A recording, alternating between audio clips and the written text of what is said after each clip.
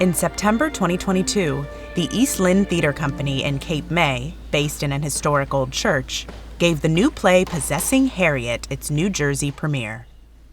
When I saw you working in the hotel, I thought you were a slave loaned out. When I saw you, I thought you was white, so I guess we even. It's a story based on fact. In 1839, Harriet Powell, a young enslaved woman from Mississippi, was staying with her owners in a hotel in Syracuse, New York. She meets Thomas Leonard, a free black man who works in the hotel. He helps her escape. The play takes place just before Harriet reaches Canada. It's her last stop, and it's in the home of a famous abolitionist. The slave hunters, they all know who the abolitionists are around here, know where they live. This here is Gerrit Smith's house in Peterborough. They're gonna come here looking for you. What does this play, set in 1839, have to say to an audience living in 2022?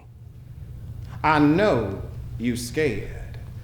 Scared because you never had a tomorrow like the tomorrow you gonna have tomorrow. But tomorrow you gonna breathe free. Freedom. The historical details, like I don't invent those, right? I have to find the ones that emanate and touch us now. The play brings to life an actual meeting where the abolitionist Gerrit Smith introduced Harriet to his niece Elizabeth. Here she is, Elizabeth. My word, cousin. Elizabeth Cady Stanton later made history of her own as a leader in the movement for women's rights. Our precious cargo, our fair lady fugitive, Miss Harriet Powell. Themes of skin color emerge. Harriet is described in her bounty poster as a bright quadroon servant girl. Said girl was about 5 feet and 4 inches high, of a well-proportioned form, straight black hair, dark eyes, approaching to black, a fresh complexion, and so fair that she would generally be taken for white. Thomas Leonard, though free, observes that he cannot escape his own darker skin and admits that Harriet might have an easier time of it. I'm not free from this. Bound to this, same as those bound in chains. I'm free to work in the hotel, but I can't be in that hotel. I am free to pick up the pennies the white people leave side their dirty plates and empty cups when they leave them, but ain't free to lay the night in those beds. The play also reveals tensions among Northern liberals.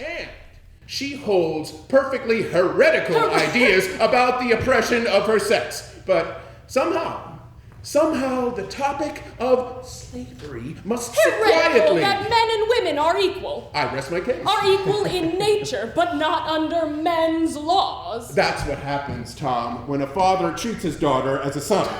Oh, but that I were my father's son. The ideas around identity, gender, and class, all of those things, here we are, abstract. right, still grappling with those. She has decided that slavery is wrong. Oh, but what can be done about the situation? Forgive him. In some ways, I think a good play is an empathy machine, that we have the opportunity to bring the audience, particularly in a historical piece, to a different time, to a different perspective. What's it like to be a 24-year-old who is about to lose everything she's ever known, her mother, her sister, to trust all these people who she barely knows. I can't go, Harriet. I want to go back. To Mr. Davenport? Yes, to my mother and my sister and the baby. Back to Mississippi where I belong. You don't belong. You belong. Where? With the secret in my blood you can read in my face. Tell me where I belong, Elizabeth. Harriet. And if I'm captured, I consider it a tragedy. I consider the play a tragedy. That she must make that choice is tragic, right? In order for her to be free, she can likely never see or even hear from her mother, her sister, ever again, right? And as far as I know from the research, I don't think she ever did. The opening night after party for Possessing Harriet was just a few blocks away from the East Lynne Theater Company at the newly opened Harriet Tubman Museum of New Jersey. Harriet Tubman actually lived here in Cape May. She was working here. This was shortly after she escaped from the Eastern Shore and the plantation where she was enslaved. She escaped in 1849. We can document that she was here in 1852. This is the time of the Fugitive Slave Act of 1850, which was federal law that stated that even if you had escaped, you were still considered the property of your enslaver, even if you made it north. So she was wanted. She needed that community that would really support her, and Cape May was a good place for that. The two Harriets shared the trauma of enslavement, but their paths were different. In 1839, when Harriet Powell finally found freedom in Canada, Harriet Tubman was only 17, with 10 long years of slavery still ahead of her. Kyle's play adheres to the facts, but it focuses on the personal, emotional journeys of the characters. He even found inspiration in his own past. Kyle's great-great-grandfather, Tolliver Holmes, escaped slavery and went on to fight in the Civil War.